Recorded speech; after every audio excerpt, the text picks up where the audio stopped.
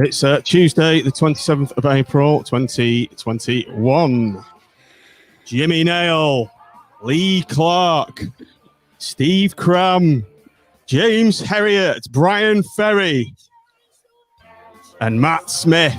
Can you hear me?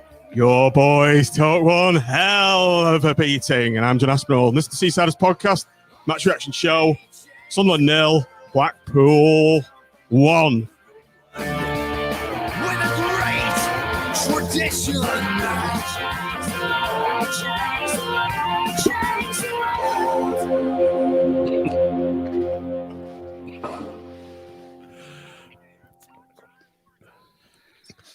I said, Matt, there was a little doozy, a little curveball at the end of that.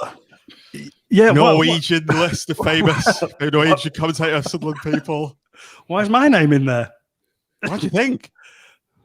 Well, I'm not from Sunderland. Is it the Doctor Who? He predicted us to lose both games. Yeah, Oh, that's you right. thicko. That's right. I got Rochdale and Shrewsbury the wrong way around, didn't I? Matt Smith famously predicted Sunderland were going to beat us twice. So, Well, you'll be glad to know I've got us to lose the next 3 as well. So let's hope that continues. but we've done the double over another one of the top sides. Unbelievable, Jeff. Yeah, somebody posted earlier in the week, I think it might have been Tom, wasn't it, about our record against the top 8, I think it was.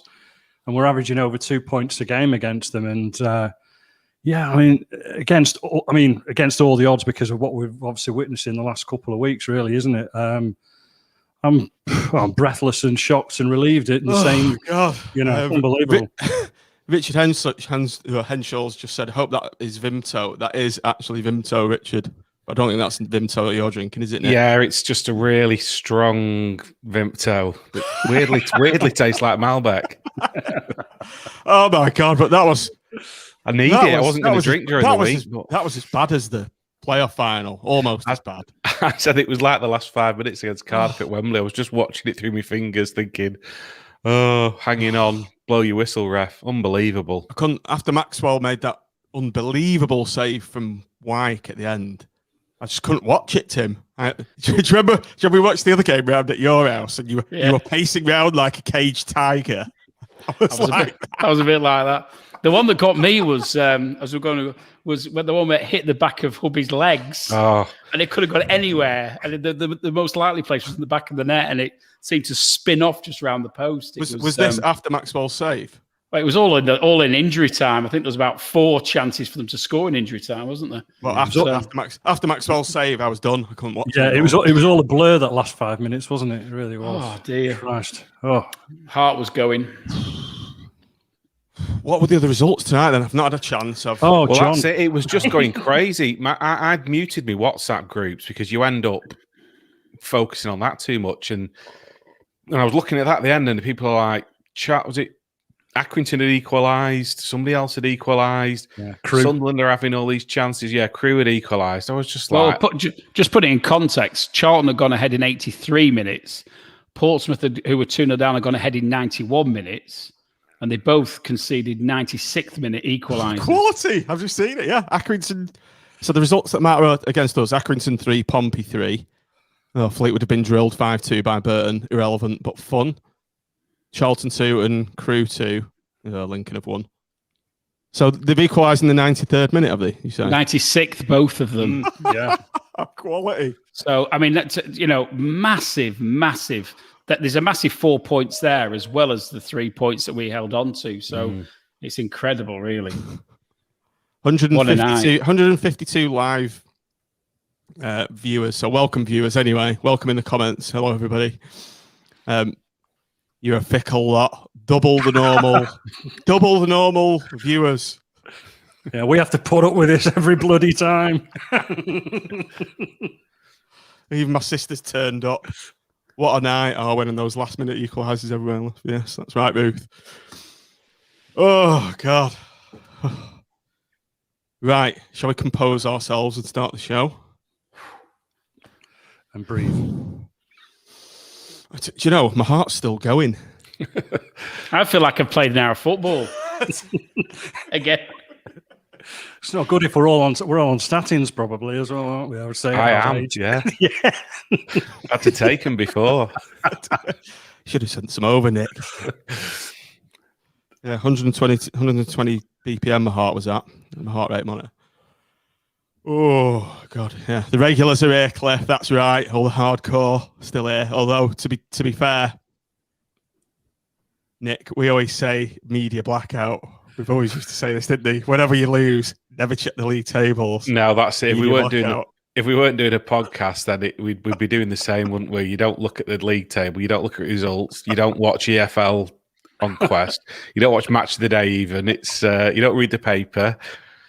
Yeah, what a difference a win makes. By the way, does anybody actually believe Critchlow when he says he doesn't look at the league tables and they never discuss it? He'll be on his phone now, I bet. Well, of course he will, because he'll be watching the podcast, obviously, on the coach. That's right. Yeah. Well, he's on already. Well, they obviously get all the match tactics from the podcast as well, don't they? So they've done exactly as we described on the previous pod, all the changes that we wanted to see happen. So once again, we're taking the credit for this. And here's the team lineup that we all wanted: Chris Maxwell, Ollie Turton, Dan Ballard. I'll stop saying the first names, save my voice. Thornley, Husband, Garbutt, Dougal, Ward, Robson, Kai, and Yates. So, Tim, let's come to you first. In the private Patreon members only exclusive WhatsApp group, we all more or less were calling for this, weren't we? Yeah, and I think one thing I've been suggesting for a few weeks now is I wanted to see Husband back in at left back and maybe pushing Garbutt up into the left midfield spot. So when I saw the team, that was the thing that probably stood out for me the most. I think the only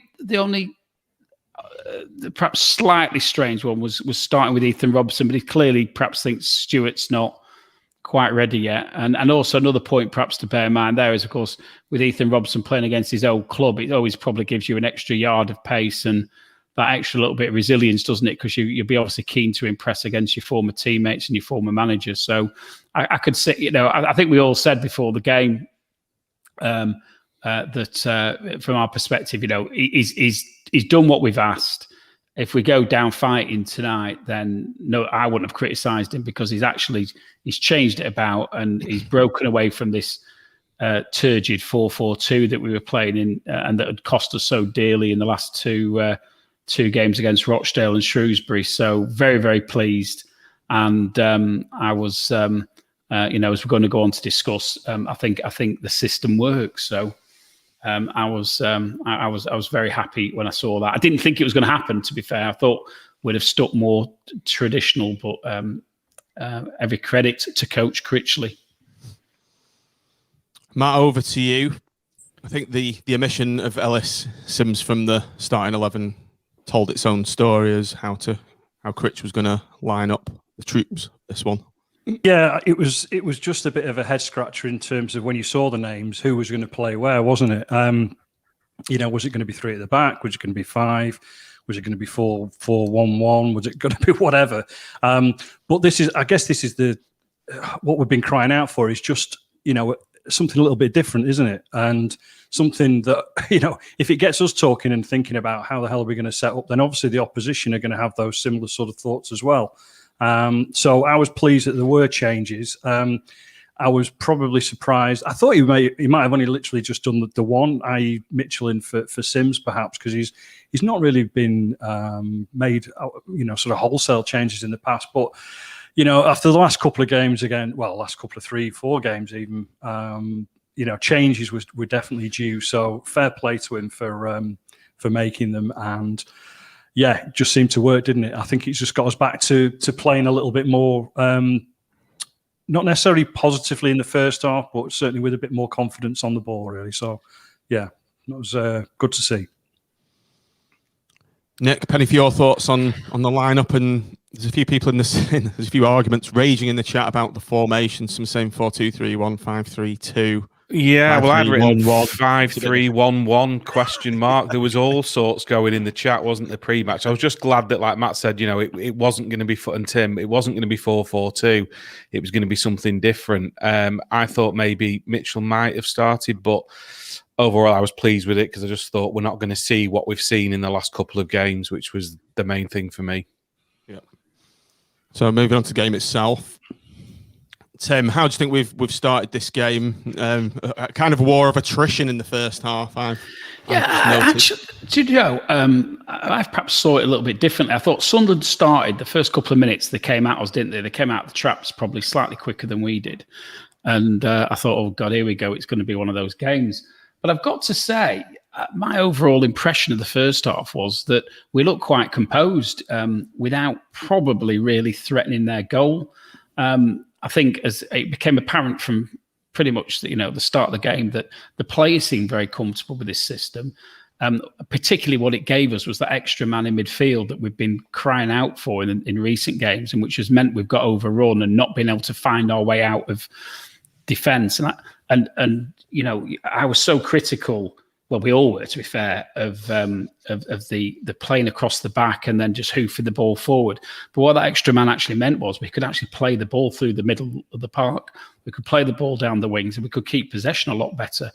So overall, I actually thought we started well. And I think it was about the 26th. I marked it down, 26th minute. The stat came up that it was 52% possession to us. And I was only surprised, actually, it wasn't quite a bit higher. I thought it might have been more like 60-40, because we seem to have the ball a lot and we seem to be keeping it. And it was good possession rather than poor possession. And what I mean by that is a lot of it was actually pushing into their half rather than this stuff we saw against Shrewsbury, which was all in our defensive half, which they just have to stand off with that. But we were going in and we were testing them. So I don't think it was as Sunderland centric that first half as you might have thought. I actually thought we were the better team. Matt, one thing I remember the Sunderland commentary team was saying their players have very little time on the ball, and we were pressing them quite a lot in that half, and it looked like the Blackpool pre-Lincoln first half slightly before, where we were imposing our game on them rather than the other way around.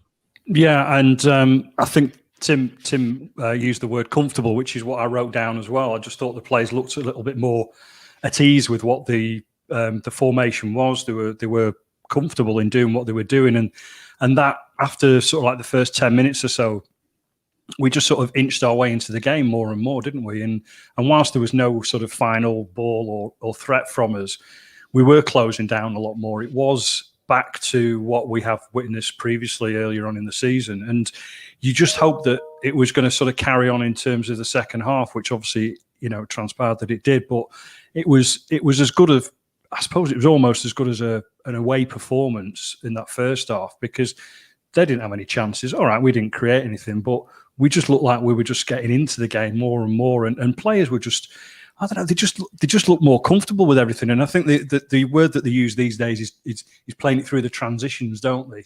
And we were just able to do that. It was instead of just going, like you said, left to right, and then launching it. It was left to right. All right, the odd long ball, but a lot of the time it was going through the midfield 2 or 3. So yeah, it was good to see. It was good to see. Nick, for me, it was a perfect masterclass in containment, and I think it was part of Critchley's plan to contain them, frustrate them, and then nick a goal, and it worked perfectly.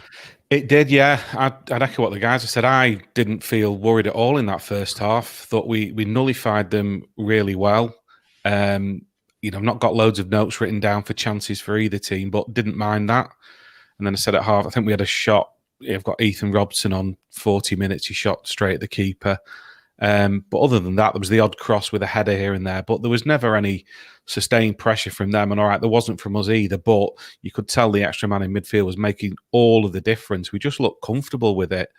And then I said in the chat half time, we've nullified them there. We can go for a bit in the second half. We can pick up all 3 points. And so it proved to be. Tim, did you make many notes? Obviously, I've not written anything hardly for the first half. Yeah, I thought we had good spells of possession that first 15 minutes. Probably Sunderland's first proper chance, if you remember rightly. They played that long ball down the middle, and I can't remember if it was Wyke now or whether it was the other centre forward. Got the other side. It went a bit over the top of our defence, and he got goal side and caught it on the volley. And if he'd really caught it well, it might have chipped over Maxwell, but it didn't. It went straight into Maxwell's hands. The other thing I noted was I thought that Hobby and Garbett were playing well together. Lack of meaningful goal action. I think our first shot was on 40 minutes when Robson hit straight at the goalkeeper. Actually marked in big letters, our first shot. I remember that. Yeah, it broke in the on the edge of the air, sort of just outside the area, and just hit it straight at the goalkeeper. It was a decent shot, but it was right at him. It was never going in. The only other thing I really noted from first half was there's one point when Hubby got off through on the left hand side, and he had loads of time to put through it in a decent ball, and he just basically played it straight across to their defender, who then cleared it. But it was a half devoid of goal-mouth action, really, wasn't it? Which is going to be compare and contrast with what we see in the second half. But yeah, I think everybody was fairly pleased with the way the first half went. For me, we did what we needed to do. We contained them. We blunted. Didn't see anything from their forward line. Didn't see anything from McGeady on the left, did we? That really concerned us. And yeah, I think Critchley would have been the happier manager going in at half time by some way. Matt, have you got any further notes in the first half? I've just noticed there was a Charlie Wyke header in the feed, 31 minutes. He just diverted the header wide. Vaguely recall that. I think it might have been Yates that had that shot that Tim was referring to, by the way. It was sort of like a right foot sort of sat up nicely. Oh, was that right? 18 yards out. I thought it was Robson, was it? Was it either way? I had it as Robson. Either way, it was straight at the keeper, wasn't it? But the only thing I wrote was that after 38 minutes, I was dying for a wee. That's how exciting that sort of period of play was. Well, as comfortable as it was for everybody else, it wasn't for me at that particular point. Luckily, I'll say luckily. Eddie's got some homework in tomorrow, so luckily not a lot happened in the first half. Because I was trying to help him with his homework. I'm like keeping an eye on the game at the same time. So lucky for me, not a lot happened in that first half because I wasn't there scribbling any notes down. But I did write down the very last thing. I've just put good away performance so far. That was literally the last thing I wrote for the first half, which obviously it transpired that it was a bit more than that, wasn't it? Ricky Charles was just as was Chizzy doing anyone else's heading, slagging Robson off during the game. I don't know because I listened to the Sunderland coverage. I had no comment. I had no commentary for some bizarre reason for the whole game. Yeah, I didn't for about the first 10 minutes, and then I had Chisnell and Mark Atkins was the summariser today. He was a lot better than Brett Ormrod, and I don't remember him. I don't remember him particularly slagging him off, to be honest. But I was surprised he didn't call him Grant Ward or something. Anyway, so and the other thing I know, Robson Green, is he a Sunderland fan? Could have had him Newcastle, isn't he? Yeah. The only other thing I noted actually, which about half an hour, was that we seemed to be winning the aerial battle all over the pitch. So when there were 50-50s going on, we generally seemed to come off better. Obviously, our back, you'd expect it off the back four, but I thought we were doing quite well in the aerial battle in midfield as well, which I thought was notable. And it just meant probably when we're winning those 50-50s, we were then keeping possession rather than it coming straight back at us all the time, which it has the want to do, doesn't it, in most games. Okay, so the halftime whistle's blown. And I was quietly confident and I was comfortable. I had a feeling of zen almost at halftime. I kind of knew we were going to nick one. Anyone else feel the same at halftime? I don't know. How was everyone's frame of mind? I thought I said on the chat, we can get one second half. And then my worry was I just had a niggling feeling they were going to get one back into it as the game went on with the injury time. But I just thought if we stepped it up a bit, and I think we did in the second half, the press was really good. Grant Ward just got better and better as the game went on. Kai he's so much better in that position than when he's out on the wing where he can be a bit ineffective. And yeah, I thought they were, as it went on, they were there for the taking. And we'll come on to talk about the goal. What a hell of a strike that was, and I thought it was fully deserved. So Tim, as the second half got underway, I've got a note. Big save from Maxwell, 53 minutes. Scooped away a downward header.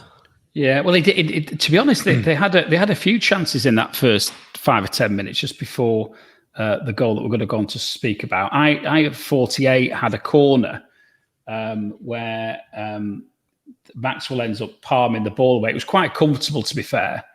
And then I'd also noted that Jerry was still chasing shadows, which I thought was a bit worrying. But yeah, I've got... he was up front on his own, though, wasn't he? So he was he's doing a job for the team. Yeah, I think on 52, I think we had the thing where there was the shot, wasn't there? And it looked like it went quite a long way over, but it was deflected. And the chance you're on about was from the resulting corner, wasn't it? And he saved extremely well from the header. I think there was a feature to that of Maxwell's saves in that they didn't look spectacular, but they were all extremely competent. Where sometimes you see this unbelievable save a keeper does from 25 yards or something. A lot of these were close in, where his reactions had to be absolutely spot on. And time again, he made it look quite easy, I thought, and even though it wasn't. And it was an incredible performance by him. I think arguably one of the best ones I've ever seen him in a Blackpool shirt. I think he's up there for man of the match for me. Well, he is for me, without a shadow of a doubt. So yeah, and I think then we had up Turton sort of blast. There was a couple of the only chances we seemed to get. I think there's one in the first half, and then the one in the second half. They kept falling to Turton. I mean, do you remember Turton absolutely ballooned one over the bar about a minute before the goal? So I just sometimes wish those chances had dropped to Jerry. And we're the best will in the world. Turton isn't. He can't shoot for toffee, can he? So it's not his game. And so I was a little bit frustrated that those chances had landed to him. But that we sort of weathered that early storm from Sunderland, and then seemed to come into the game a lot more, I thought. So Sunderland might have had a few chances. Maxwell's kept us in level pegging, and kind of out of the blue from a corner, cleared from Sunderland. And what a strike from Sully Kai. Nick, what did you say? Foot like a traction engine. I did, yes. Absolute thunder bastard that was. Matt, talk us through it. Well, it was funny really because I thought just slightly before that, the corner itself, I thought Garbutt's corners were 200% better than they have been over the last couple of games, and obviously the only half sort of cleared it. But in fairness, it was still a 20-yard absolute rocket, wasn't it? And it lifted the netting off the back of the floor, didn't it? It was just an absolute thunderbolt, as Nick said. So, I mean, what a strike! It was just incredible, and it's one of those where, it's sod's law that somebody scores against us like that, isn't it? We don't often score, screamers like that, particularly. But yeah, it was just awesome. Absolutely incredible strike. And I actually wrote in the first half, just going back to the notes, I wrote about McGeady, although he's not done anything. It could be, because it's such a tight game, it could just be a moment of brilliance that, but fortunately it came from our player, hasn't it? And, it was awesome. Absolutely amazing goal. Really, really amazing goal. And especially in the circumstances as well. Just fantastic. Yeah. Nick, if you see that comment there, Dan BFC's, but I ducked to get out of the way of that Kai shot. I'm not surprised. It was, he just put his laces through it, didn't he? Absolute screamer. Keeper no chance. They were showing it a few times on the Sunderland, on the comms afterwards, and just gets better every time you see it. There's a few different angles, and it just absolutely, it's so easy to sky those, isn't it? Lean back. Turton. Yeah. And it just got over the top of it, and didn't even need to take a touch, just have it straight in. Fantastic. mean, Tim, we have been a bit critical about Kai sometimes with his shooting. We tend to just want to pass it in, which is fine because you get more accuracy with passing. But on this occasion, he's thankfully got his head down, as Nick's just said, put his laces through it, and what a goal right in the back of the net. Quite a few people are saying, I love it when the shot is so hard that it lifts the ground off the net. It lifts the net off the ground. Yeah. I think the biggest compliment I can play Kai in relation to that goal was that I don't think it would look out of place in a World Cup finals. And it's one of those, I'd almost want to see it put to like the music from the world, from one that, like the music you get in your head for the World Cup finals. I'd love to see that goal again with that music in the background because it was so crisply hit. It's the type of thing you expect from I know every player can do it every now and again, but the technique was superb, and I don't think you're going to see a better goal for individual goal from somebody in a tangerine shirt, hitting from distance like that. It was top draw stuff, and for everything we've said, Kai, take it all back. You're the best player at the club. Phil was right all along. Well, he was right in terms of playing him in that position, wasn't he? And he was. Yeah. That's where you get the best out of him, definitely. Yeah. I was just surprised that the one eye follow camera managed to follow the ball so well. It was just boom. Oh, actually, picking up on Phil's comment, did anybody notice? Which is not Pele again for the audio. But I'd actually said to Elliot, and we were watching the game together, and I actually said in the 10-minute spell after that goal, Kai was like playing on another level to anybody else on the pitch, and I actually said he looks like not on the goal, but he looks like Pele the way he's playing at the moment, and he seriously seemed to like get his foot in the air in there, and he just seemed to be one step ahead of everybody else, and I think probably the confidence from the goal lifted him up, didn't it, just to play the best football he can play, and I don't know when, and obviously he has to go off, unfortunately. But I noticed that there was a little somebody had a little dig at him, didn't they, just beforehand when he went down, even before he got injured. And I wonder whether he actually picked part of his injury up in that. I think somebody did a little bit of a job on him because he was absolutely that 10 minutes after the goal, he just ran the game. He didn't do anything wrong at all. It was fantastic to watch. I just hope his injury isn't anything that's going to keep him out for too, and the same goes for Ward as well, doesn't it? Because I think without those two, going into the playoffs, we've got other positions where we've got players who can slot in, and like Stewart's back, but I think particularly for Kai, we're going to struggle without him. We're very light on the creative and attacking players, aren't we? So yeah, fingers crossed on that one. I think we're just going back to Ward. I think it just looked like cramped to me. Because he covered that much ground, didn't he? The way the physio was sort of looking at his leg and doing it. So, touch wood, both of them are fine for the next game. But for the playoffs, I suppose, is the main thing, isn't it? If we can get there and get over the line, if they miss a couple, it's maybe not the end of the world as long as we can, stay in the playoffs and they're right for those games. Decent comment from Simon Muggleton here. Do you think Kai hit that because he was relaxed and enjoying the game, all down to his role? So it's a fair shout. I think he might be a little bit of a big match player anyway. So some players raised I thought the whole team raised the game today because they're playing Sunderland, and you just get a little bit frustrated that they can't raise the game when they need to, against what the so-called lesser size, as we say. And we seem to be like big match players, our team, don't we? Going back to Matt's comment before about how many points we're picking up against the top sides, and we really do seems to bring out the best from quite a few players, not just Kai. Everybody seems to have that extra gear that they find because we're playing the Peterboroughs, the Hulls, the Sunderlands, and the footballing sides. The footballing sides. Yeah. I think because people aren't just, chasing us down, and because perhaps we've got that little bit more time on the ball, we're able to do something with it and show what we can do.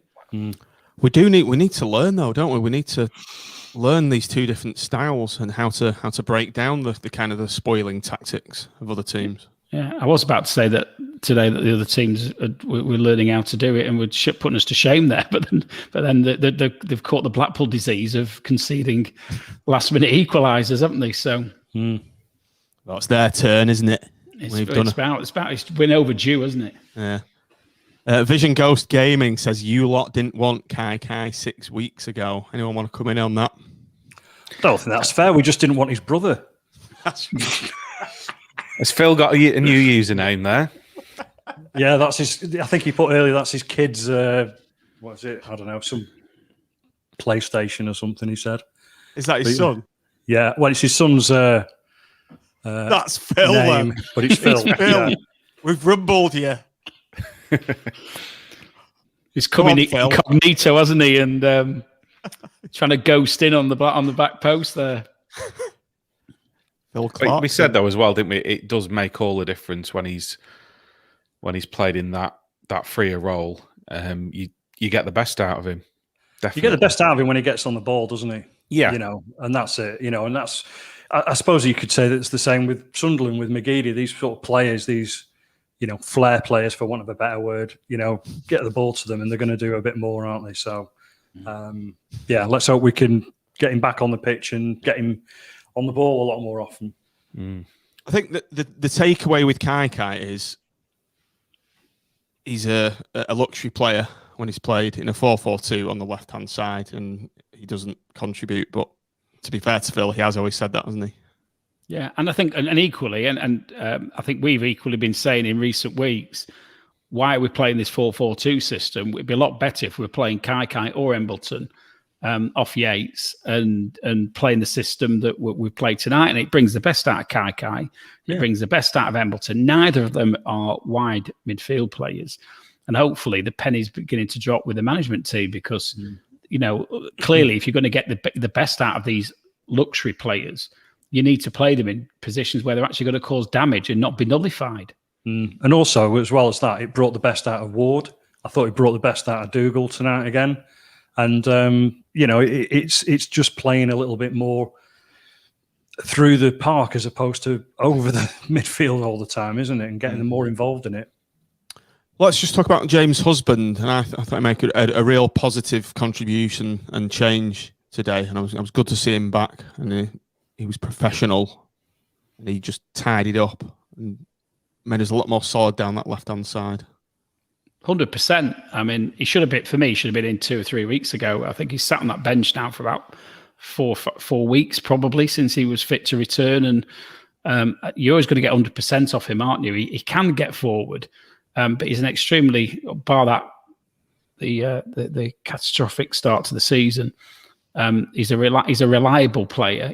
Whether you play him in the centre or you play him at the left, and we've seen that him and Garbutt can play in the same team together. And arguably, it's better for Garbutt not to be in too defensive a role. That's not his strength. His strength is going forward, set plays, and keeping possession. And I don't think it could have worked for the first. I think is that the first game they've ever played together down the left. I think it probably is. And I don't think it's going to be the last based on that.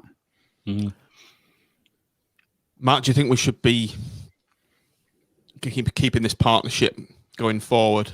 Husband and Garbutt in a more advanced position, because as Tim's just said, I think Garbutt is a better player when he's not got as many defensive responsibilities. Yeah, I mean, why not? I mean, I think what's really good is that Husband, being the proper pro that he is, he's taken his chance, hasn't he? So he said to the manager, now you can't drop me after that performance, irrespective of what formation you're going to play. How do you drop me after a really good solid? I don't remember a thing that he did wrong at all. I mean, apart from nearly scoring an own goal in the 93rd minute or whatever it was, but that wasn't really by that wasn't deliberate, was it? But no, it was a hit at him, wasn't it? It was just one of those things. But I mean, he is just he's good at what he does, and I thought what is really good about him as well is he is the one player that we've had in the past where our game management, he's the one that shields the ball out in the right positions occasionally.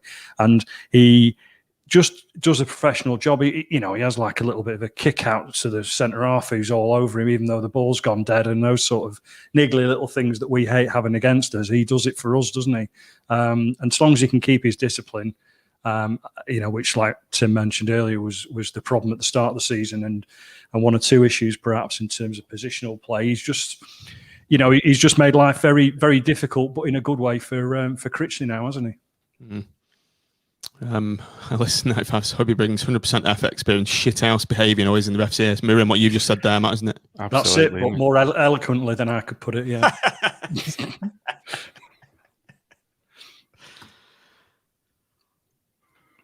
Simon Lungton can't drop Thornley yet, but we all want Spud to be very harsh.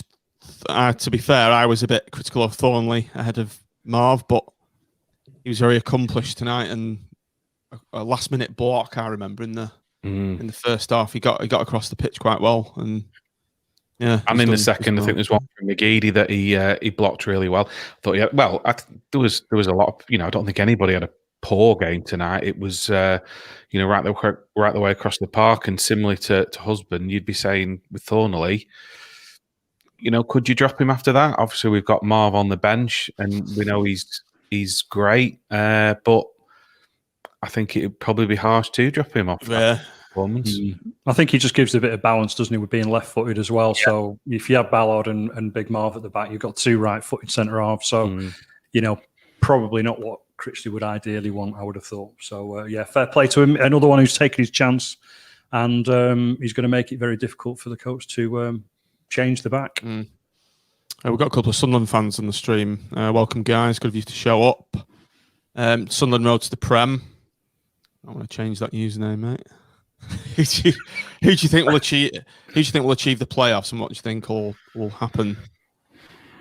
So, who do you think will get in the playoffs? And if you'd have asked me 5 minutes before the end of the game tonight, I would have probably said the two sides that have drawn, possibly. But God, I don't know. I don't think Oxford will drop a point, so that'll be interesting. I need to check who's got to play who yet. But Charlton, I don't think that matters, to be honest, Tim, at this stage of the season. I mean, yeah, but if there's two teams, you can't look at form or anything. If there's two teams in the top six playing each other, I don't know if there's anybody due to stay. Then that could lead to somebody dropping points. But I think that's done our cause. I was worried before tonight. I thought if we lose tonight, I could see us seriously dropping out. But yeah, it's a massive. I mean, based on what we've seen so far, we want Sunderland in the semi-finals, don't we? But the reality is, you get in the playoffs, it'll be completely different than the league games. And I think, to be fair, I think teams will want to avoid us because of the way we've performed against all those sides in the top. Perhaps bar Lincoln. Lincoln's the one who seems to be a bit of a bogey side. Yeah, I don't want to play Lincoln if we get to the playoffs. I'd rather not play Lincoln. There we go. Dan's just said Lincoln have got to play Charlton, so somebody's going to drop points there. Yeah. Although in saying that, the Lincoln, so I read something fairly recently about them. They've only actually been ahead of us for 2 minutes this season. Right. So, there's very little to choose between us and them, but I know exactly where you're coming from. Charlton have got a tough run in, haven't they, with Lincoln and Hull to play. But it's whether, I know Hull have just got promoted, whether they want to finish on a bit of a flourish and go up with. They'll be playing for the league, aren't they? They're not going to back off, are they? Because when they finish, they finished. Yeah, so it's so difficult to predict, isn't it? Portsmouth looked like they turned it around and then conceded in the last minute again tonight, and goodness knows, it's not going to do anybody's blood pressure any good, though. I think Charlton are going to sneak in. I think it's going to be Charlton, us, Lincoln, and Sunderland. I've got a feeling Oxford might blow it. And Portsmouth, obviously, they're very inconsistent, aren't they, Portsmouth? So, but as JT says there, we are the playoff kings. We are indeed. I think with Sunderland, I think they really should have been going up automatic, and they may be a bit deflated in the fact that they've got to the playoffs, and I think that may work against them. Possibly. They've obviously had horrendous problems with, much like we have. Obviously, we had our issues with injuries, but they haven't had a recognised sort of centre half for a couple of weeks out, haven't they? And if teams can stop the supply line to Charlie Wyke, then that seems to be, they don't seem to have much of a plan B. It would appear on the face of it. Obviously, we don't watch them week in, week out, but they're still dangerous when you've got a 30-goal striker. As proven tonight, we were hanging on a wee bit at the end, weren't we? And they could have quite easily have equalised. And who knows then what would have happened with another couple of minutes left. But I think they've got enough just about to stay in the playoffs. And then, it's going to be interesting to see what happens below them, really. Just got a few more comments from Sunderland fans. Mel Royal, well played tonight, lads. Keeper was amazing. Game management was good, mind you. You weren't playing anyone. That's from a Sunderland fan. Giles, he also said your goalies had a great game. We are looking over our shoulder. I think if we win our game in hand over Sunderland, we're ahead of them.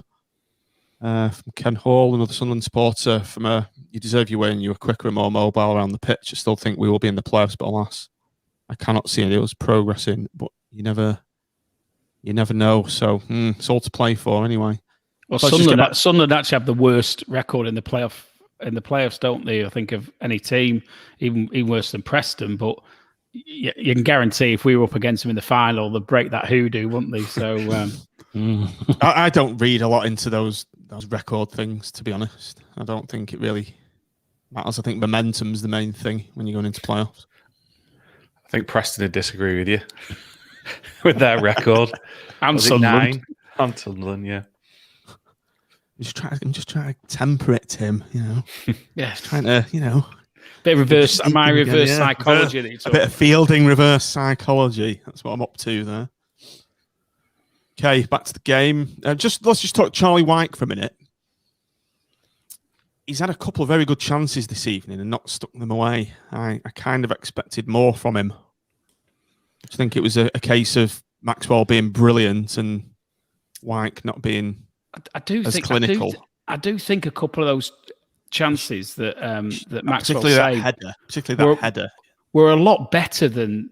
Do you know when I went back to that comment I made before about they look competent, but they didn't look exceptional. But the reactions that Maxwell showed on most of those occasions were exceptional. It just wasn't the save itself didn't look that. But I just think he was the difference tonight, because I think on another day they'd have got at least one, if not two, because we're ticklers. We head towards the 90th minute. We definitely ride our luck, and Sunderland perhaps can feel. I think they've been a bit harsh on their own team. I think the Sunderland management team will be a bit aggrieved that they didn't get at least a draw, and if indeed on another day they might have won the game. So as well as we played, they had, without a shadow of a doubt, the best of the chances, didn't they? Yeah, I think so. Our accredited sports journalist is piping up there with some XG stats: 0.45 to Blackpool, 1.5 to Sunderland, 2 games in a row when we've been clinical when needed against them. You only have to look at the stats in the league table, don't we? Without knowing it right in front of me, I know we're pretty much one of the lowest scorers in the top half of the division, aren't we? If not the entire division. But when we get a chance, we do seem to take it. We're just fortunate that we have had Jerry Yates on a great streak, and then like today, we've got a bit of a wonder goal to get us out of. To get us to 3 points. So, we don't create 20 goals or 20 chances a game, generally speaking, do we? We're just not that sort of team. But if we can keep them out at one end and then take that chance when it does come, then, that's not a bad recipe for success, is it? Chris Walker's just said that we are quite lucky to have kept a clean sheet tonight. That's a bit I think it's a fair. It's fair. I think it's a fair comment. I mean, if you look probably, and this is a credit to Sunderland, they've created more. The reason we don't concede many goals generally is because we don't allow the opposition too many shooting opportunities. Our back four has been very, very mean in that respect all season, hasn't it? And Maxwell's had to come in with the odd save, but today Sunderland have probably had 8 decent chances. That's probably double, if not treble, that we give to most teams. And Maxwell's pulled off 4, 5, maybe even 6 great saves. So I think Chris Walker's right. I think on another day they'd have scored 2, but for Maxwell's agility, they would definitely have scored and got an equaliser from all those various chances. One of them would have gone in on another day without any doubt in my mind. I think you've got to give Maxwell credit though, because I think that. Oh yeah, massively so. That one. Nick. It's not luck, is it? It's not like been hitting our players and going wide. It's not like it's. It was. We got lucky with the one-off husband, didn't we? It's not like the luck that we had when we beat Sunderland 2-0 and stayed in the away at their place where you're just wondering. Richard Kingston. Yeah, no, it wasn't that type of luck. You maybe you've said why I could have done better with the one at where he was 3 or 4 yards out, but it was a great reaction save from Maxwell, and the one where he was full length to get across to it, that was an unbelievable save. So, I'm not having it, by the way. Bison said there was only 5 shots on target. I'm not having there was only 5 shots on target tonight. Some of those stats that come up and I follow are pretty poor, aren't they? I mean, I think Maxwell made 3 saves in during the course of the 5 minutes of injury time, didn't he? Yeah, I don't know where they get them from. Really, there's obviously somebody with a counter or whatever. They're certainly not Opta stacks, are they? Don't seem to be up to those sort of standards at all, do they? So. And I thought defensively, we got some great blocks in as well when they were in good shooting positions, and that's not luck. It's decent defending. I think we got lucky with the one where it's come off husband and and heart in the mouth moment, and it's thankfully gone the right side of the post for us. But other than that, like Cliff says, only lucky break was Hubby's ricochet. Yeah, and I just sort of reverting back to the game a wee bit. Although we were I wouldn't say inviting pressure. I mean, fair play to Sunderland for putting us under pressure. We were literally one touch away from breaking away and scoring that second goal, weren't we? There was 2 or 3 times where Ward put a toe in, or Mitchell put a toe in, or Yates put a toe in, and it just didn't break the second pass.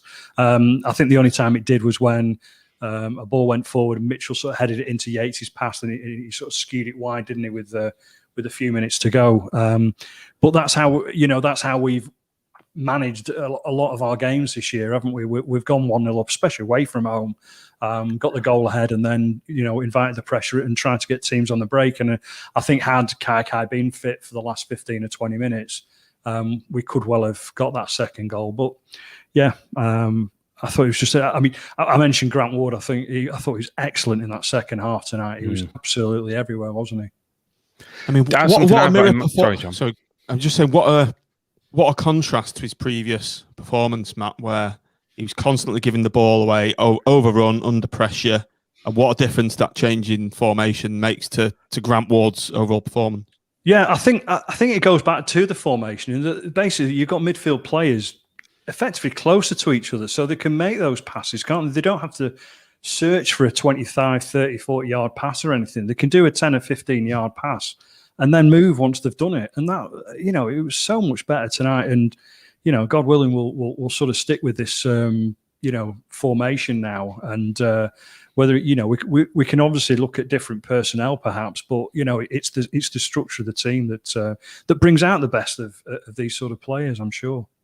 Sorry, Nick, go on. What were you going to say? I was just going to say there was a possible penalty shout, wasn't there, on Ballard with a bit of a push they were talking about on the Sunderland comms. I think it was on Charlie White, and then he showed one quick replay of it where he'd gone down and there was a bit of a shout. Just wondered on your thoughts on that.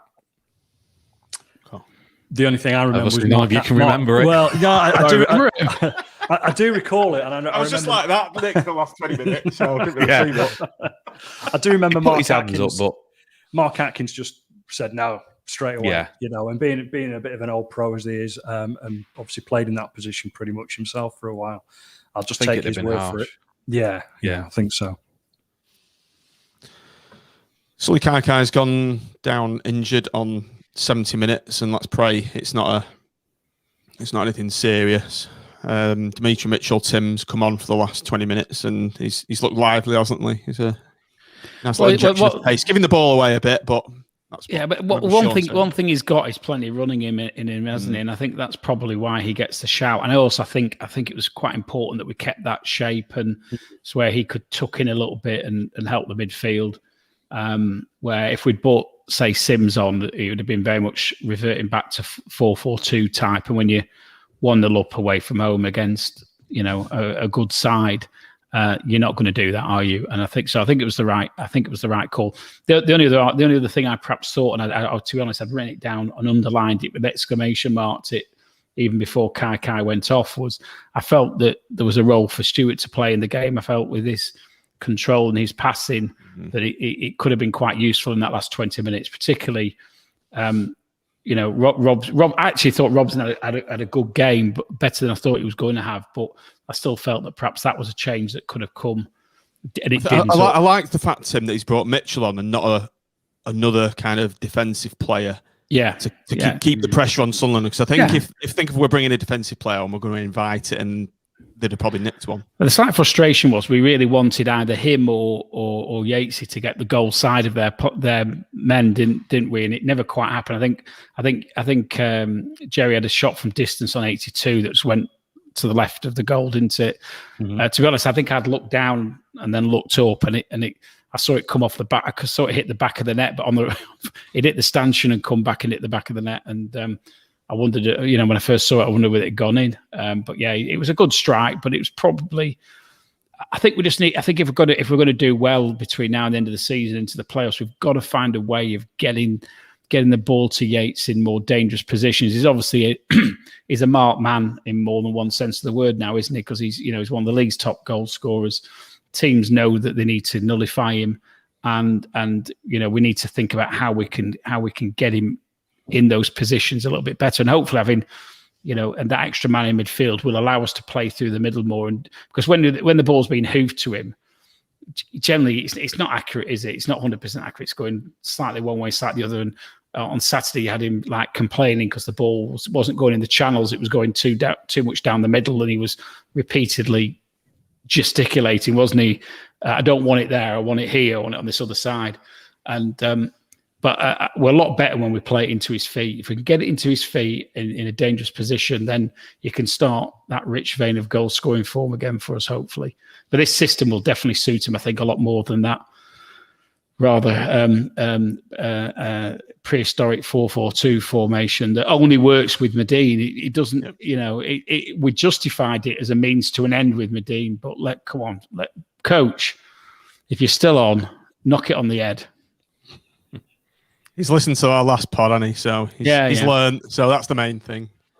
Matt, I've got in my notes Chris Maxwell save on 73 minutes again from Charlie White from close range, and this one when they got down the right, a ball was played in, and he's just made himself kind of big, the kind of star shape thing, and he's bundled it wide. I thought this was an equaliser straight away. As soon as that ball was played in, I thought goal. Put this away. I've written myself, put Maxi great save, Maxi Banks in the second half. He was. We've mentioned it already, haven't we? How good he's been tonight, and whether it's a reaction save or a bit more of a theatrical one, should we say? He's just been top draw tonight, hasn't he? Fantastic. So, as good as we've said, the defence have played it. You're only as good as the last man, aren't you? So, fair play to him. So, Nick, as the game's entered its final stages, 15 minutes to go, what was your frame of mind? I had my hands up to my face watching it through my fingers at times, because I just thought that, you felt like it was coming, that they were getting chances, Maxwell making brilliant saves, and then you see, was it 5 or 6 minutes of injury time? I think they had something like 12 or 13 corners in total, and they kept coming and getting another corner and another corner. I'm just thinking, they're going to get something. And the one that came across, the law of averages means they're eventually going to stick one of these away. And then the one that comes across and hits Husband and somehow goes wide. I was just, it was like you said before we came on. It's like watching the last 5 minutes at Wembley against Cardiff, where you're just praying for the ref to blow his whistle. We were hanging on. Great defending and everything, but it's hard to watch, isn't it? It's nail biting stuff, that's for sure. The save on 92 minutes, Tim, talk us through that. There was about 3 in stoppage time. So there was. I just wrote down good save from Maxwell. So I'm trying to think which one you're on about now. It's the one that you sort of clawed away. Yeah, the header from White. Was on full length, claw it away. It was. They seemed to find space down our channels, didn't they? Repeatedly, Sunderland, to get the crosses in.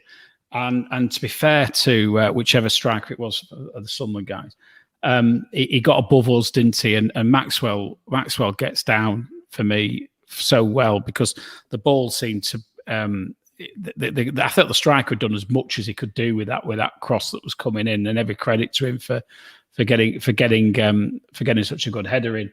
And I just think it epitomised how probably one of the most complete performances you're ever going to see from a keeper, about how assured he was in dealing with it. It wasn't, it was full hand on the ball, and it was an extremely good save. He's got to be really, really pleased with that performance tonight, because pretty much everything he did was he got his judgment 100% right. So does anyone want to talk me through the one where it's hit his husband's legs and nearly gone in? And because like I say, Nick, I couldn't watch the last 4 minutes of the game. I just couldn't watch it. And it in the air, and he just got drilled across, and it's hit him and kind of, I think, gone off the inside of his foot. And I just thought he was going to trickle into the bottom corner, and somehow it's just gone the other side of the post, thankfully.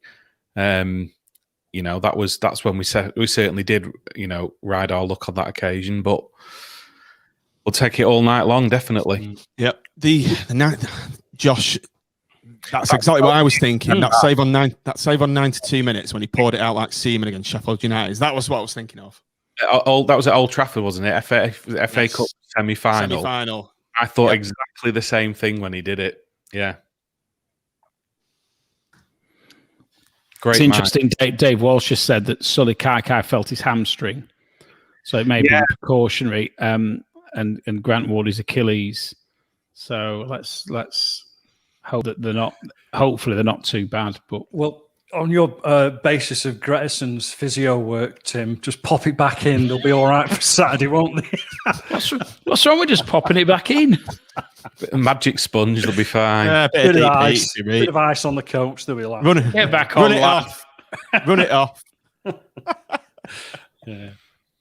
Kenny Everett just hope they're not saves out for the season. FC. That's quality. Yeah. Banks against Pele-esque from Maxwell. Eddie, one for you there, Tim. Another Pele. There's nothing like a World Cup analogy, is there, to get the comments going?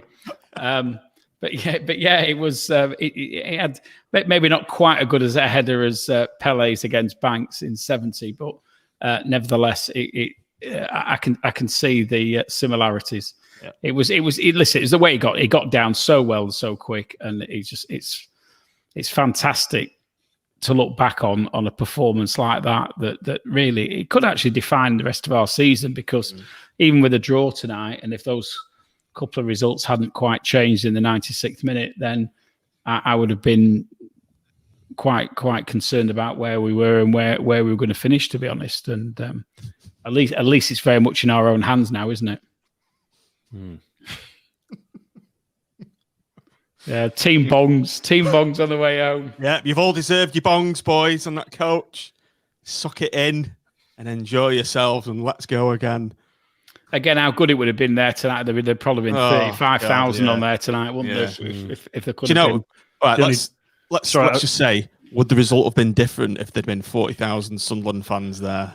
Possibly. Because it makes the ref make more contentious decisions. Well, you look at that, that one that the push from Ballard that probably wasn't. If you've got thousands of fans screaming for it, refs can get influenced by things like that, can't they? So. It's probably done us a favour then, COVID. I've thought about that a little bit over the last week, because obviously we were in a bit of a mini crisis prior to tonight, and I think it would have been really difficult for the board probably not to have listened to what would inevitably be, a bit of not nice words coming from the stands in our first 9 games of the season, and who knows what would have happened. Whether not nice words, very diplomatic. Very diplomatic.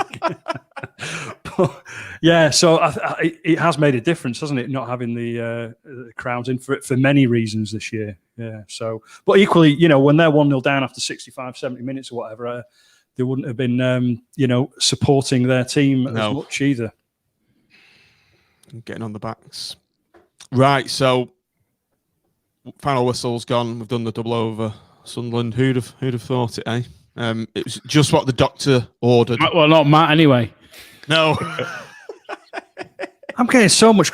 Right, I put 78 points. Let's just see where we are at the end of the season. Enough about the individual games. Let's just. In all honesty, those for me, the 6 points we've got against Sunderland to a certain degree offset the disappointment and the impact of those two horrible defeats against Rochdale and Shrewsbury. Because the reality is, I didn't think we were going to get 6 points. I thought I must have. I think I did call 4, but we've dropped 6. What should have been guaranteed points for us, haven't we? And at least in your plotting of our route to the playoffs, we've clawed back the 6 points that we've lost, where doubt had us down for wins. Yeah, with the 6 points that you didn't allocate to us. I don't want to talk shop, right? But it's what we say at work. It's not what happens in between. It's where you're at the end, sort of thing. Yeah. So it's all waves, isn't it? It's all waves. It is. It's all waves. Moving on. Right, player ratings. I might join this and give myself Chris Maxwell to do it. Glory hound. Glory hunter. Yeah. Leaves us to do it the rest of the season. The most nailed on man of the match of the season, and he pops. Oh, I won't do it then. Right, Nick, Max, you're the top right at the moment, so you're first on.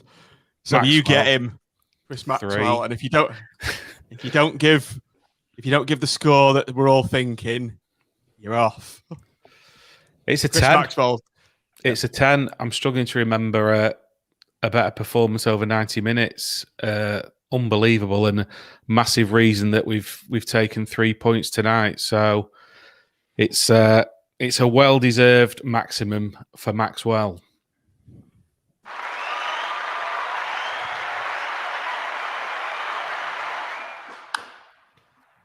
Full round of applause for Maxwell. What a performance tonight. Well deserved.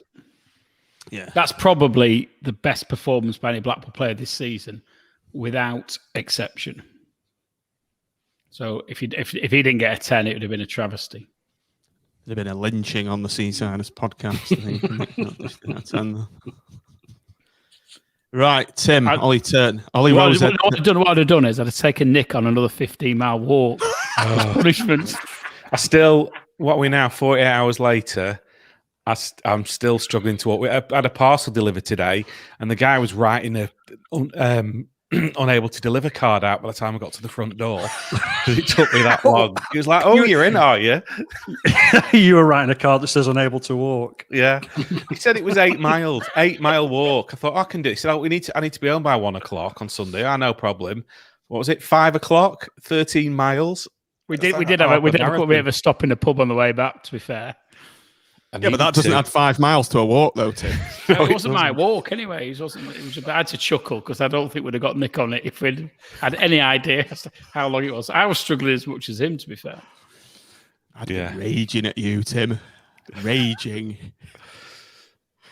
Anyway, we're a bit off topic there. Ollie Turton, Tim. Ollie Rosehead Turton. But apart from his shooting, I thought defensively he did very, very well. As I said, perhaps going forward, not quite as polished. I'm going to go, and I'm going to keep it real. It's a very good 8. It's an 8+ from me for Ollie. Nearly a 9, but I'm trying to keep it real. Just like Ali G. I'll just point out we were in a beer garden, not in a pub. Yeah. In a pub, in a beer, obviously. Socially distanced. The grapes at St. Michael's, it's very good, actually, wasn't it? Little plug for them. Right. Can we carry on talking about Blackpool versus Sunderland? Let's talk about going on a pub trip on Sunday. Nice chips. Everyone finished? Yes, we have. Dan Ballard, Matt. I will give Dan Ballard, again, I wouldn't say he had Charlie Wyke in his back pocket. That's not quite the same as the other week, but it was a very, very good performance again. I thought his professional foul in the second half. Was it the second half? That was straight out of Twickenham, that wasn't it? Well, it was Super League of a different kind, wasn't it? Really. So Yeah, I mean, that alone was worth a couple of points. I'll keep it real as well, and I'll go for a very good 8+. Okay. Jordan Thornley, Nick. He might even get a bigger score than Dan Ballard. I think he probably just sneaks a 9. I thought he was great tonight. Didn't put a foot wrong. Got a couple of really important blocks in that could have well led to goals. So I'll give him a 9. Fully deserved. Jimmy Husband, Tim, back into the side. Yeah, and listen, I thought he did great tonight because that was his first game back. He's been sat on the bench week after week after week, kicking his heels. He's obviously been out with an injury before that, and you wouldn't have known it, would you? He's come straight back in. He's getting a very accomplished performance. I think he was, from my perspective, arguably between him and Thornley, who in sort of that defensive back four, who was the best. I'm going to give him a 9. I think it's just a 9, but I'm going to give him a 9. Sorry, that was my squeaky chair. It wasn't anything else, I can assure you. Your beans tonight, did you? Sorry about that. I don't remember having that sound effect on my effects board. I'll have to oil it. You'll have to get it, John. You need that. Yeah. It wasn't as good as the Viking, was it? Oh, yeah, I can't use the Viking sound if he's not playing. You could just play it anyway, just for the sake of it, couldn't you?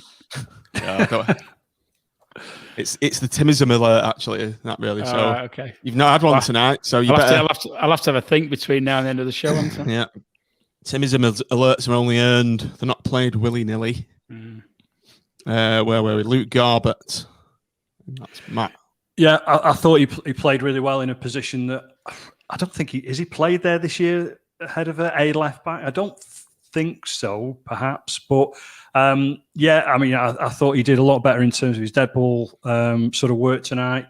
He was, I just think, a very good solid 8 out of 10, really. Kenny Dougal, Nick, back to his almost best in a midfield role where he's not outnumbered. Exactly, yeah, and like we said earlier on with Grant Ward as well, all the difference that formation makes. He just looked comfortable on the ball again, like he did when he first played for us, really. Because I think he'd been a little bit off it in the last couple of games, but we were getting overrun with the opposition having that extra man. So it's an 8+ for me. All that practice in the back garden obviously helped, didn't it? Tell the viewers and listeners, Matt. Go on. So those who don't know, he lives 2 doors down from me mum and dad. So I went round in the back of their garden on, where are we now? Must have been Sunday. And I could hear this ball, like as if it was playing up against the wall, like a kid does Wally. And I thought, oh, it's Kenny Dougal, obviously. And so anyway, I needed to go for a pee. So I did go inside the house, and through the bathroom window, I could see him having a bit of a kickabout with his missus in the back garden. So he was obviously putting in a bit of extra training. I love that. I love it. You would think after training all day and whatever, they just wouldn't go anywhere near a ball, wouldn't you? But it is actually great to hear that. Lives and breathes it. Like a kid in the back garden, isn't it? I'm not sure if his girlfriend was too happy or not. Wanted a bit of time away from the game. Come on, love, you go in and I'll put a 5 past you. Get these gloves on. Imagine if he's like smashing it. He's full pelt, like competitive dad on the fast show. Put his shirt over his head as he scored one.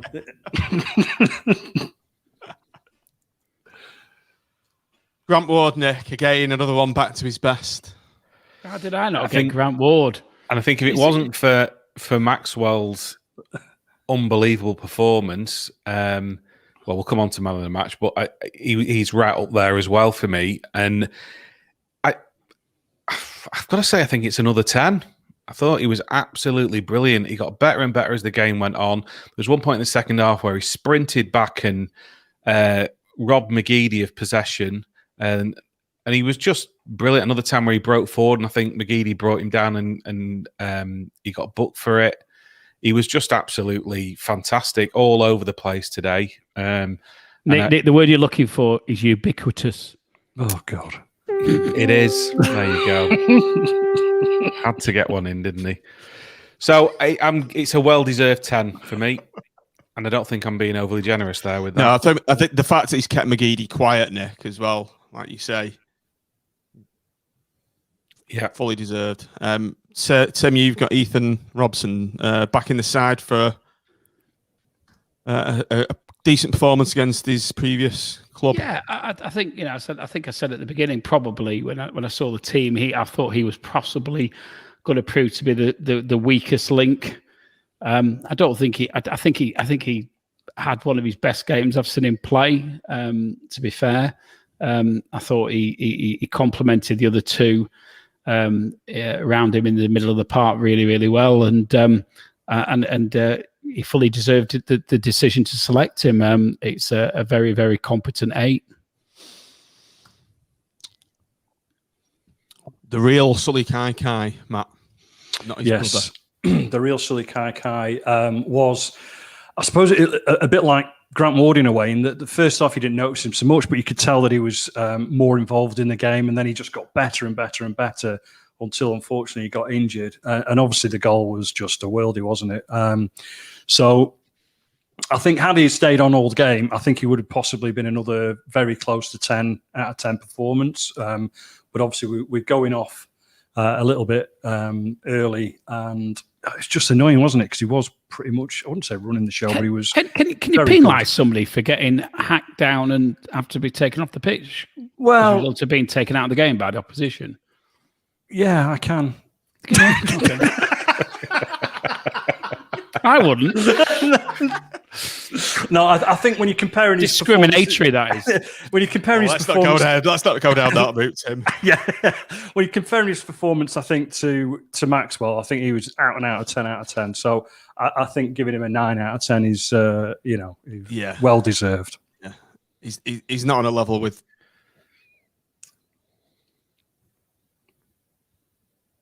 We lost him now. John's he's had that. We're bored to death and he's fallen asleep. He does look like he's just like gone, doesn't he? Yeah, it does, doesn't he? Wake up, John. Come on, John, you with us? I know it's 20 past, nearly 10:30. Come on. So well, you've got Jerry Yates then, Nick, haven't you? Yeah, as always with Jerry, you get a shift out of him, don't you? Loads and loads of running. Not quite happening for him at the moment. He had that shot, didn't he, in the second half, which just went wide. It's an 8 out of 10 for me.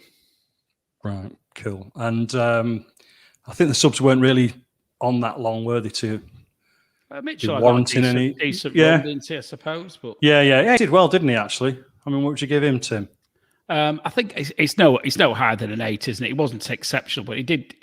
I think, as we spoke about before, we kept our shape, and he put himself about and showed lots of effort, which is what you want, isn't it? You want somebody to come in who's going to. He was never going to quite replicate what Kai was doing for us, but equally, I think he acquitted himself very well. Absolutely. Right. Okay. Well, I'll sort of carry on if that's all right, guys. Doing the. I'm sure he's going to appear in a minute, isn't he? He's like Mr. Ben out of, he's going to appear all of a sudden in the shopkeeper. I think we're just left with man of the match and manager score, aren't we? I think. So man of the match, I think, might be easy. Yeah. Well, I mean, there was a few, as we've just seen in the scores, very, very good performances, wasn't there? But I think you've got to give it Maxwell for his performance over the 90 minutes. 4 or 5 brilliant saves, and I've got to give it Maxwell. But there's a few other contenders, isn't there? I thought Ward was brilliant, Kai was great and scored an absolute worldie on another day. That would have been enough probably to get you man of the match in a lot of games, wouldn't it? Sure. But I think Maxwell just pips it for me from Ward. Yeah, Tim.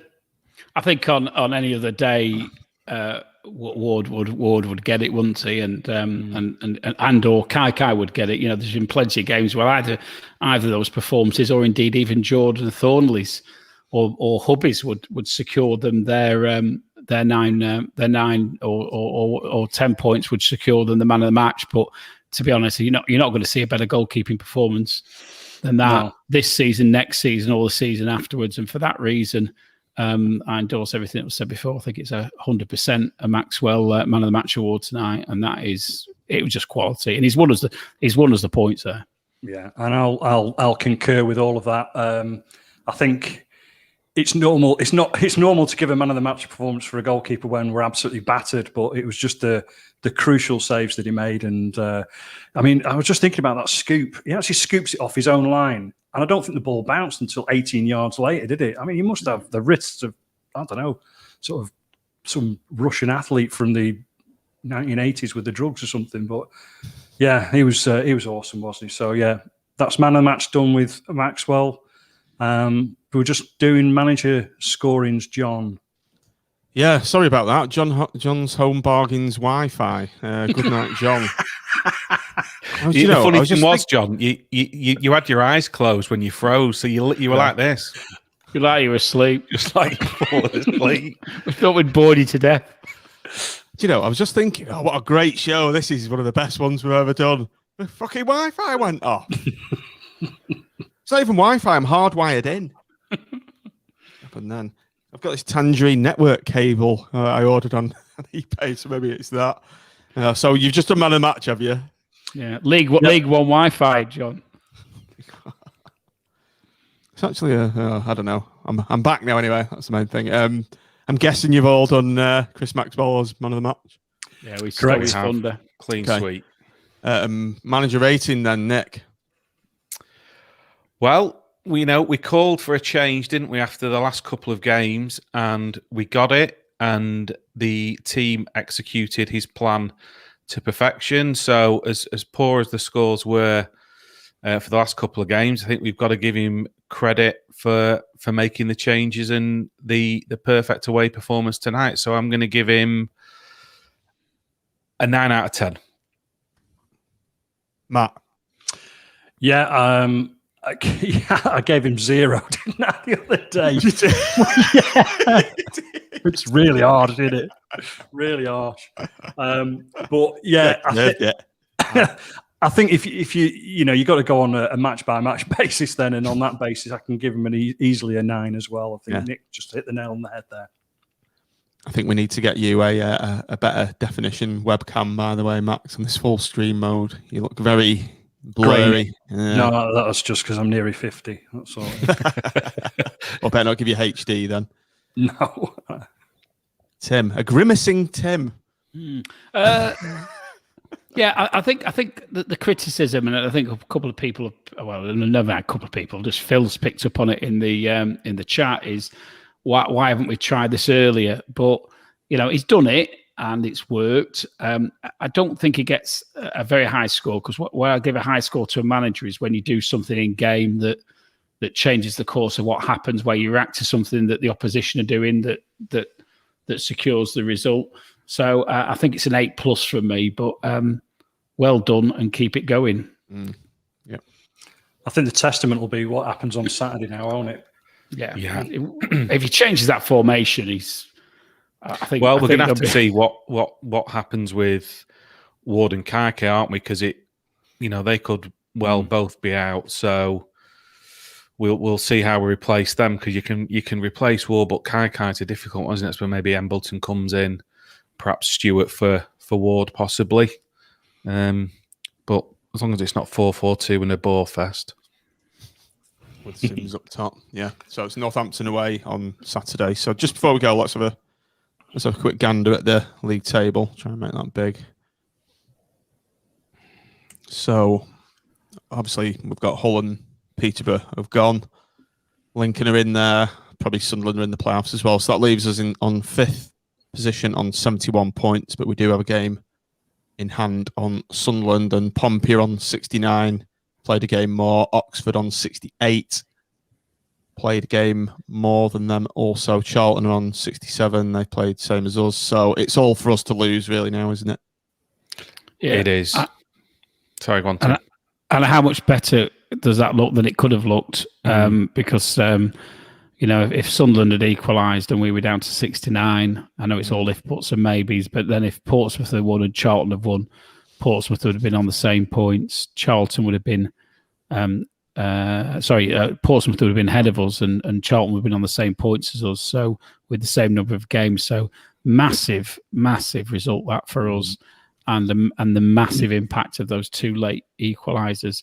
I don't think you're going to get a better Tuesday night impact than that towards the end of the season ever. That's fantastic. It's completely in our own hands now. If we mess this up from here, it's well and truly down to us.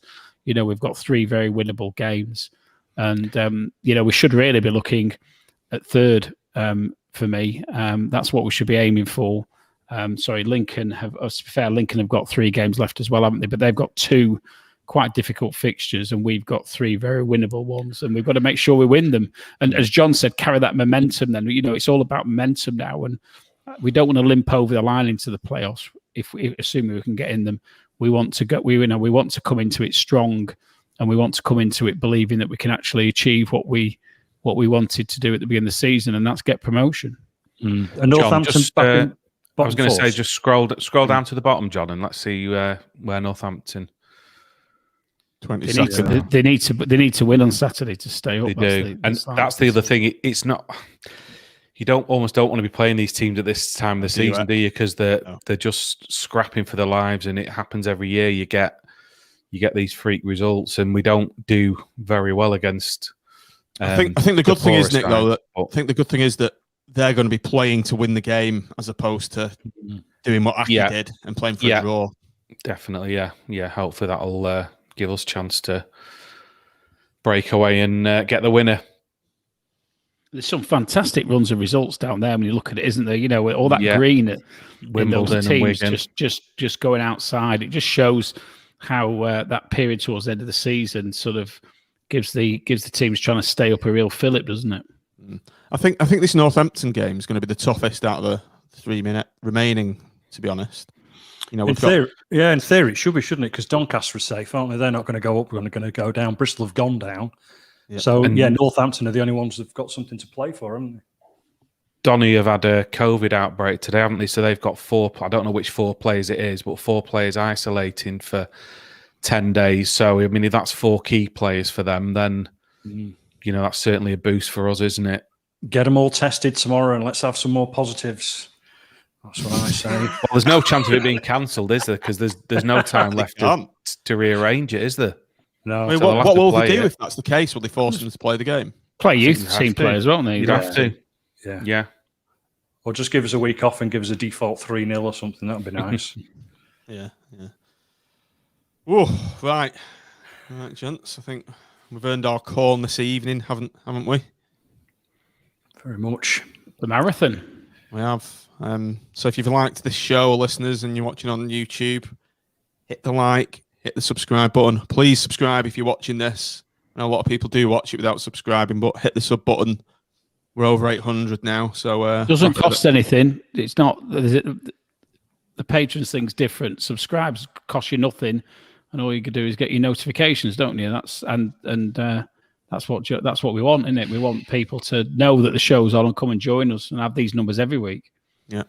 We'll have a bloody good laugh as well, don't we, while we're doing it? So, hopefully we've got 6 left as well to do this year. That'd be nice. Oh, yeah. What we're going to do if we get to Wembley? How are we going to do our post-match show? We'll have to find in the car park. I don't think we'll be in any state if we win. And it'll be funny though, won't it? We'll be sponsored by bongs and stuff, won't it? All right. I think we'll call it a day now. Time 20 to 11. Hasn't that flown by? Thanks for that, Gaza. I can never say that word. Magman. You say magnanimous. Magnanimous. Have you to say that? Well played, lads. Best of lucks in the playoffs. Hope that we still make it. Well, I think Sunderland are in there. So, and Eddie's just saying, don't jinx it. No talk of Wembley. I had a go at you, Tim, didn't I? You did. You slapped me on the proverbial wrist, didn't you? So, yeah, let's not tempt fate. Thanks for that comment, Gary. Great. Best of the season, 9+. Excellent. A man after your own heart there. So, thanks for joining us, everybody. Thanks for joining us, everybody. Thanks, guys. You're welcome. As always, thanks, everyone. Cheers. We'll be seeing you. We've got the Friday night preview show on Friday, obviously, and coming after the Northampton game. And Tim's speaking to the Northampton podcast. So doing his media whoring for the Seasiders podcast. All that remains to be said is thanks for watching, thanks for downloading, and up the pool. Go on the pool. Up the pool. Up the pool.